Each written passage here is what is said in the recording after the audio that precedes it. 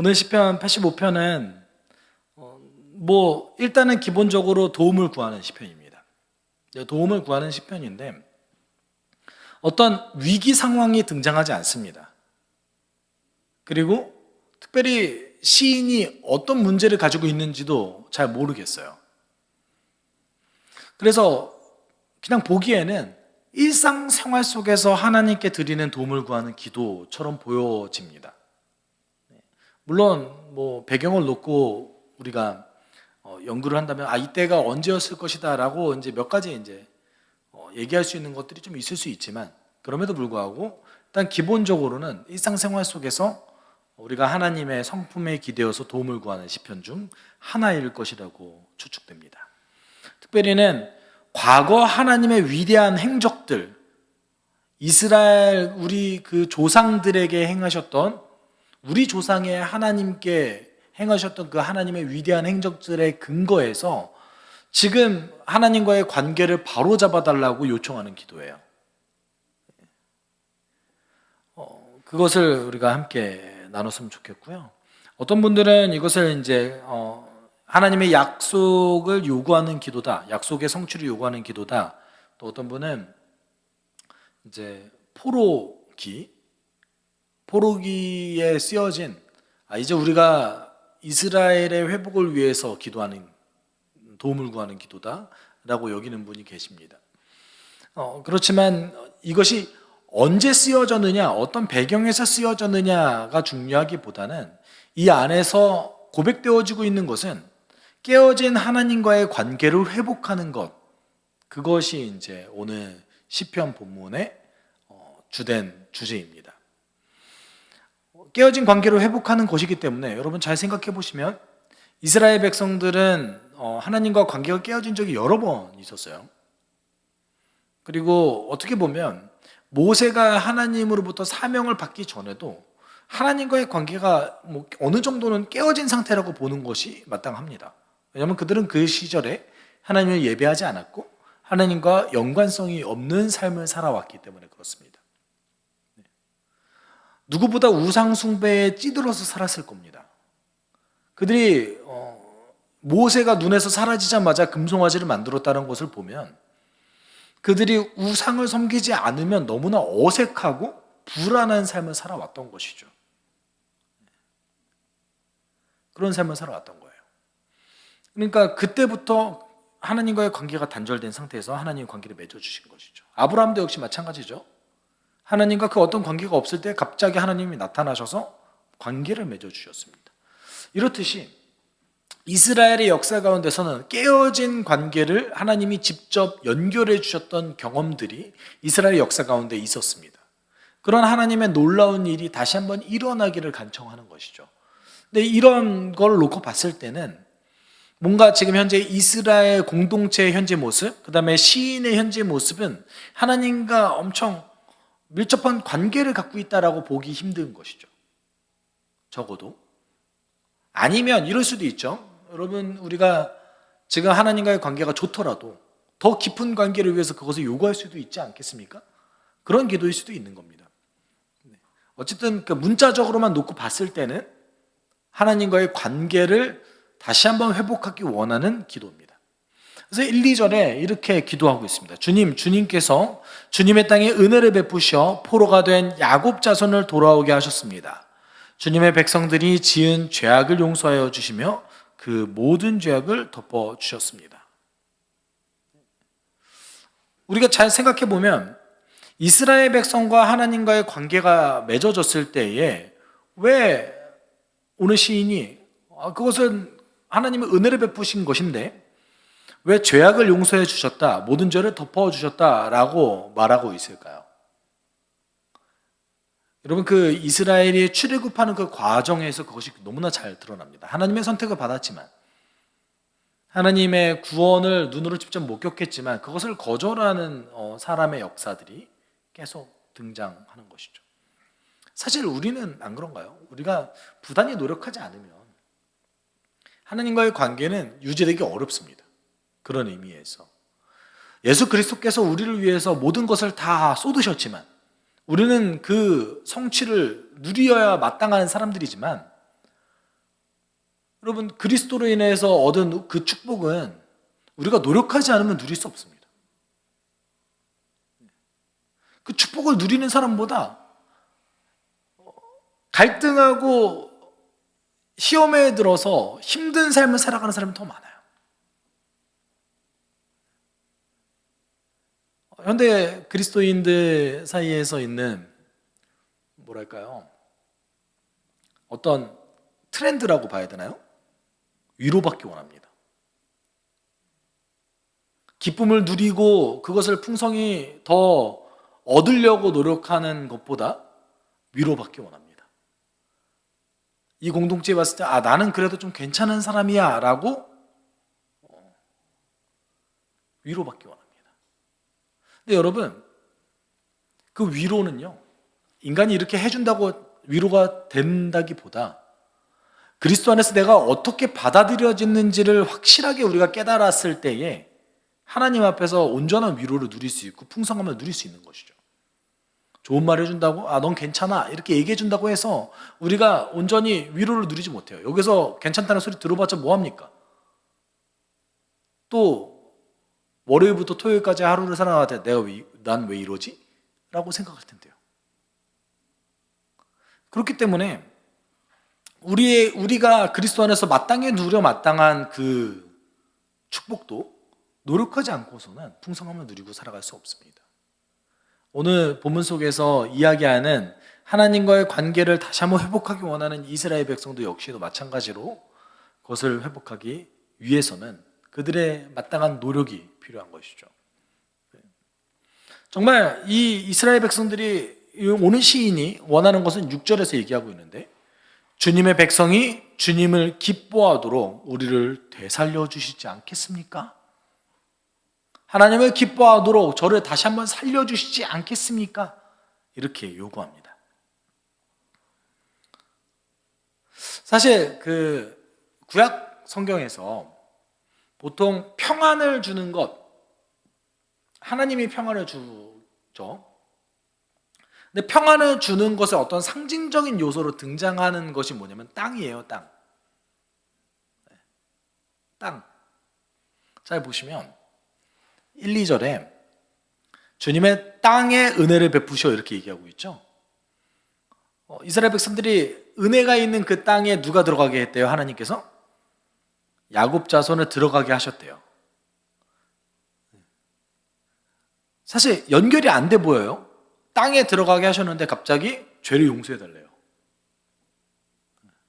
그 구약 성경에서 얘기하는 그 땅에 거하는 조건, 하나님이 약속하신 그 가나안의 평안을 누리면서 살아가는 그 조건이 어떤 것이냐면 하나님께 충성하는 거예요. 하나님의 말씀을 신실하게 따라가는 겁니다. 땅이 평안을 주는 어떤 안정감과 평안을 주는 어떤 상징물로서 계속 등장하는데, 그 안정과 평안은 하나님이 주시는 것이라는 거죠. 그럼 그걸 언제 얻을 수 있느냐라고 놓고 봤을 때에 자신이 죄인이고 부족한 것을 인정하고 하나님께 충성했을 때에 얻을 수 있다라는 것을 구약 성경은 계속해서 보여주고 있습니다. 그리고 오늘 본문 속에서도 그것이 등장하고 있는 것이죠. 그래서 하나님께 요구합니다. 하나님, 당신을 기뻐하도록 우리를 다시 한번 살려주십시오. 당신과의 관계를 다시 한번 연결시켜 주십시오. 시인이 오늘 이렇게 요구하는 근거는 뭐냐면 7절이에요. 7절 좀 같이 읽어볼까요? 주님의 한결같은 사랑을 보여 주십시오. 우리에게 주님의 구원을 베풀어 주십시오. 우리 지금 비록 하나님과의 관계를 온전히 누리지 못하지만, 평안을 누리지 못하지만, 당신이 정한 그 땅에서 당신이 주는 그 샬롬을 누리지 못하지만, 그렇지만 다시 한번 그 관계를 원합니다. 그 이유는 무엇입니까? 하나님의 한결같은 사랑에 근거하는 것이죠. 왜냐하면 이 말은 다시 얘기하면 하나님 약속하셨잖아요. 우리가 지금은 관계를 온전히 가지지 못하지만 우리가 다시 한번 하나님께 신실함을 보인다면 당신이 내게 평안을 주기로 약속하셨잖아요. 이런 것이죠. 여러분, 재밌는 것은 구약 성경에 복에 대한 내용들이 많이 등장하는데, 물론 뭘 하면 너에게 뭘 베풀어 주겠다라는 것도 꽤 있죠. 대부분이 그 부에 대한 약속과 장수에 대한 약속들이 좀 있죠. 그래서 우리가 구약 성경을 토대로 보통 효도하면 장수하고, 그렇죠? 어떤 그 복에 대한 개념이 구약 성경을 통해서 형성될 때가 좀 많이 있어요. 그런데 압도적으로 구약 성경에서 얘기하는 복은 샬롬일 때가 많습니다. 오히려 하나님께서 내가 너에게 이걸 주겠다, 어떤 그 물질적인 거를 약속하는 것이 더 적어요. 오히려 하나님께서 주시는 평안, 이런 것이 훨씬 많다라는 것이죠. 여러분, 우리가 시편 계속해서 나누고 있을 때 여기서도 복의 개념, 행복한 자에 대한 개념들이 계속해서 등장하죠. 행복한 자 어떤 자입니까? 하나님과 동행하는 자, 하나님께 신실한 자, 하나님과 관계를 맺는 자, 하나님을 경외하는 자, 하나님의 사랑을 누리는 자, 다 이런 사람들 아니었습니까? 아니, 오히려 시편 1편부터 그것을 얘기하잖아요. 어떤 사람이 행복한 사람입니까? 주의 율법을 주야로 묵상하는 자로다. 그렇게 시편이 전체적으로 얘기하고 있는 것이죠. 구약 성경은 압도적인 비율로 그런 내용을 더 많이 담고 있다는 거예요. 근데 우리는 사실은 원래 자기가 좋아하는 것만 찾잖아요. 그래서 그것을 훨씬 더 강조하죠. 예전에 제가 안 믿는 친구를, 교회 다니지 않는 친구를 저희 집에서 함께 잤던 기억이 있어요. 제 방에 이제 책장이 있는데 저희 어머님 책이 하나 꽂혀 있었던 거예요. 제목이 뭐였냐면 전도를 하면 무병장수하고 복을 받는다. 책의 제목이었어요. 그 겉표지도 약간 어떠한 겉표지 같았냐면, 집에 아직도 남아있을지도 모르겠어요. 겉표지가 어떤 겉표지였냐면 약간 돌을 닦는 사람들이 읽을 만한 것 같은 겉표지가 이렇게 쫙 돼 있는 거예요. 제 친구가 그 제목을 보더니 너무 웃는 거예요. 야, 너 이거 진짜 믿는 거야? 그래서 제가 내 집에, 내 방에 이런 책이 있었어? 그때 그런 기억이 있습니다. 여러분, 우리 사실은 이런저런 얘기 많이 듣잖아요. 교회 안에서 성경적이진 않지만 흘러들어오는 내용들이 얼마나 많습니까? 이렇게 하면 복을 받는다더라, 이렇게 하면 부자가 된다더라. 아직도 여러분, 그런 관련된 유튜브 영상은 정말 조회수가 말도 못해요, 진짜. 저희 하나복 네트워크에 제가 소속돼 있잖아요. 하나복 네트워크 유튜브는 아직도 구독자가 10만 명이 안 됐어요. 네. 관심이 없어요. 진리를 듣고 진리대로 사는 것에 관심이 없어요. 오늘 8절은 하나님과 관계가 회복되어졌을 때에 무엇을 받는가 확실하게 얘기해주고 있습니다. 8절 같이 읽어볼까요? 하나님께서 무엇을 말씀하시든지 내가 듣겠습니다. 주님께서 우리에게 평화를 약속하실 것입니다.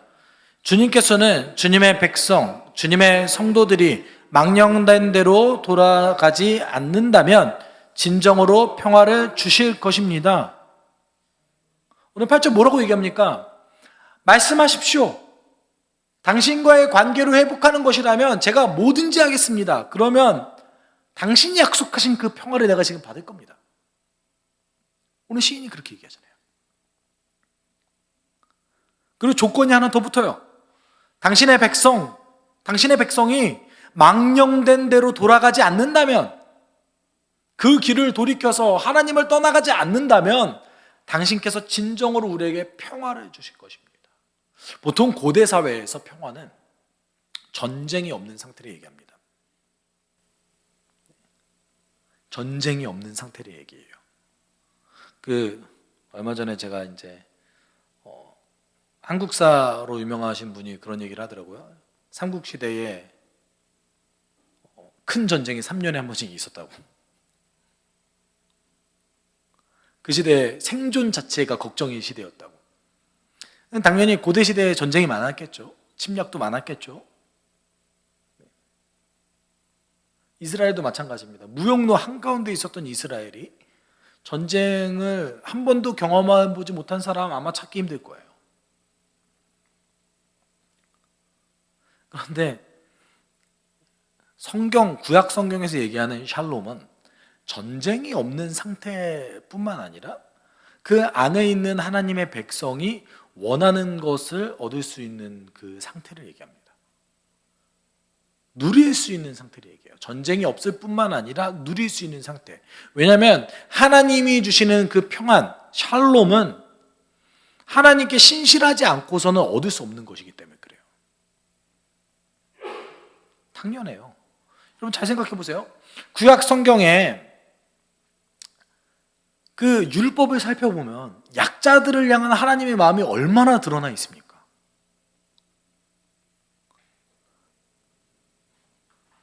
종교 지도자들이, 그리고 왕이, 귀족들이 그 하나님의 율법을 온전히 지킨다면 어떻게 평안이 없을 수 있겠어요?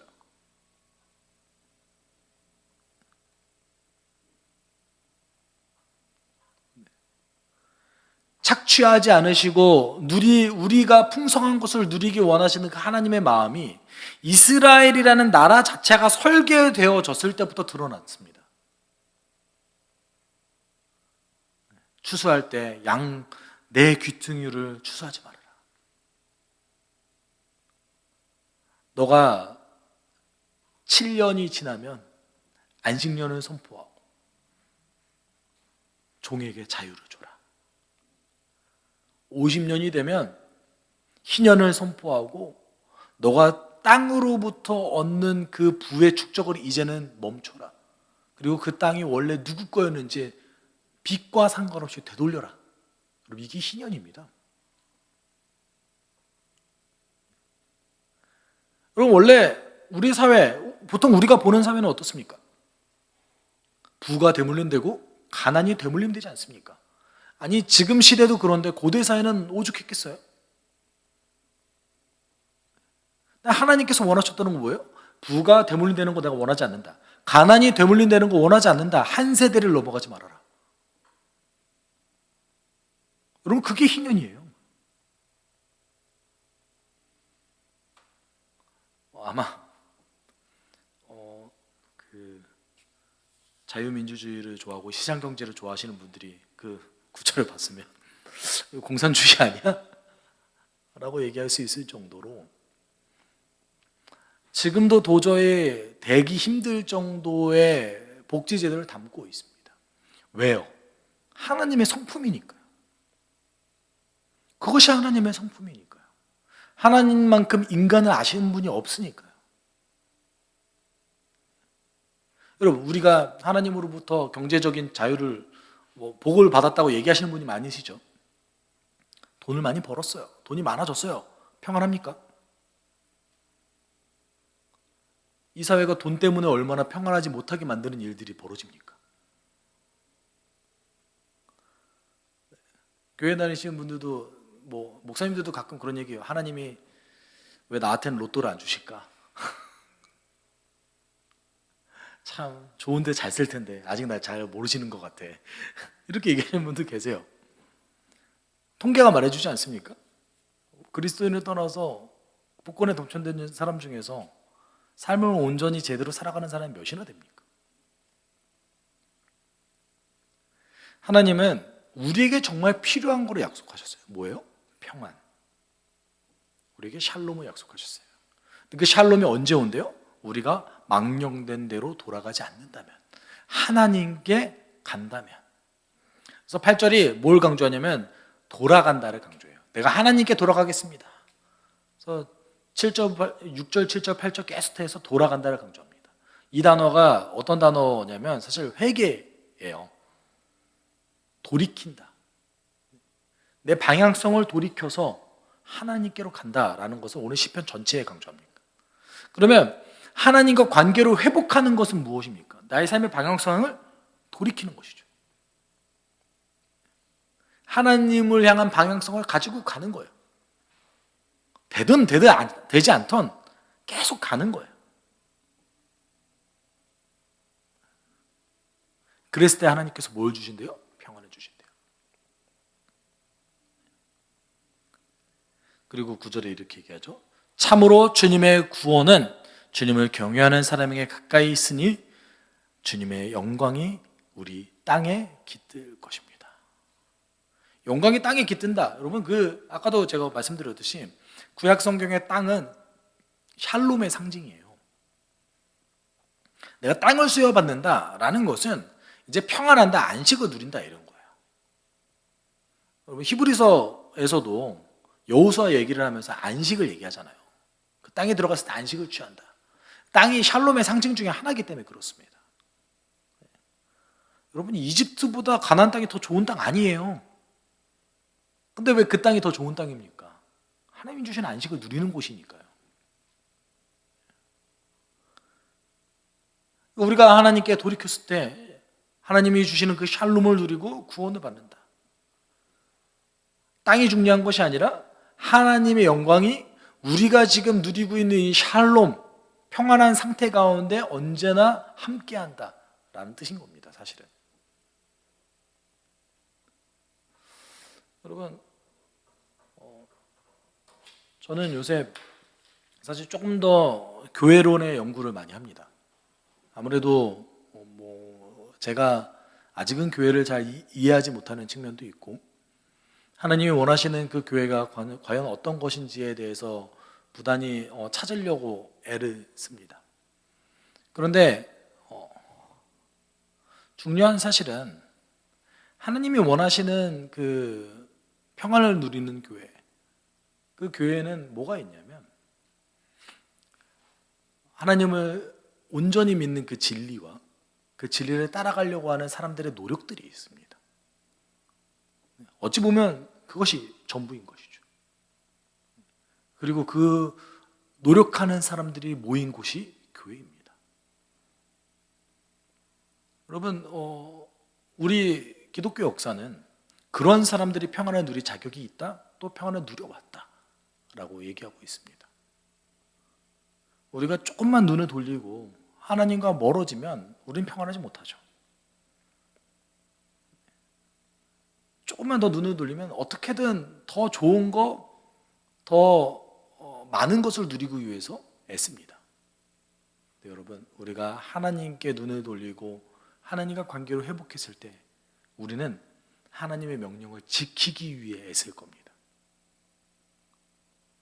그럴 때 하나님 우리에게 평안을 약속하십니다. 여러분 오늘도 내일도 하나님이 주시는 그 평안을 누리시는 여러분 됐으면 좋겠습니다. 우리가 망령된 대로 가지 않는다면, 하나님께로 갈 수만 있다면, 하나님께 내 마음을 돌이켜서 내 마음을 지키고 행해 나간다면 하나님 우리에게 반드시 평안을 선물로 주실 겁니다. 신약 성경은 그런 사람들을 이렇게 얘기하고 있습니다. 세상이 감당하지 못하는 자라고. 여러분 우리가 함께 기도할 때, 우리가 하나님과 동행할 때, 우리가 하나님과 관계를 회복할 때 우리는 그 어떤 것도 흔들 수 없는 평안을 누리는 자가 될 수 있을 줄 믿습니다. 그 주님의 축복을 날마다 누리게 해주십시오. 날마다 누리길 소망합니다. 우리가 함께 이렇게 기도하도록 하겠습니다. 사랑 많으신 하나님 아버지, 우리가 주님의